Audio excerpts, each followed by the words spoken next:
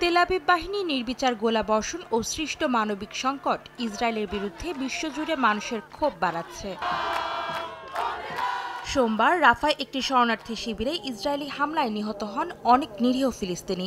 এরই প্রতিবাদে ফ্রান্সের প্যারিসে ফিলিস্তিনিদের সমর্থনে বিক্ষোভ করে হাজারো মানুষ। এ সময় বিক্ষোভকারীদের ছত্রভঙ্গ করে দেয় স্থানীয় নিরাপত্তা বাহিনী। সৃষ্টি হয় বিশৃঙ্খলা। তবুও বিক্ষোভকারীরা দমে যায়নি। বিক্ষোভ চলে স্থানীয় সময় রাত 11টা পর্যন্ত। শরণার্থী শিবিরে হামলার প্রতিবাদে এদিন বিক্ষোভ হয় যুক্তরাষ্ট্রের নিউ ইয়র্কেও। বৈরী আবহাওয়ার মধ্যেই রাস্তায় নেমে আসে কয়েকশো মানুষ। শহরের বিভিন্ন স্থানে স্লোগান দিয়ে মিছিল করেন তারা।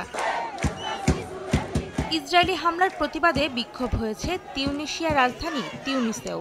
হাতে ফিলিস্তিনি পতাকা নিয়ে গাজায় হামলা বন্ধের দাবিতে ফ্রান্স দূতাবাসের সামনে শান্তিপূর্ণ প্রতিবাদ করে হাজারো মানুষ।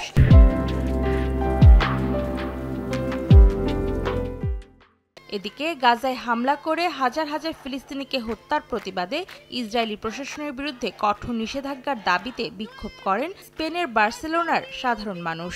মঙ্গলবার ইউরোপের অন্য দুই দেশ আয়ারল্যান্ড ও নরওয়ের সঙ্গে ফিলিস্তিনকে রাষ্ট্র হিসেবে আনুষ্ঠানিকভাবে স্বীকৃতি দেওয়ার কথা রয়েছে স্পেনের।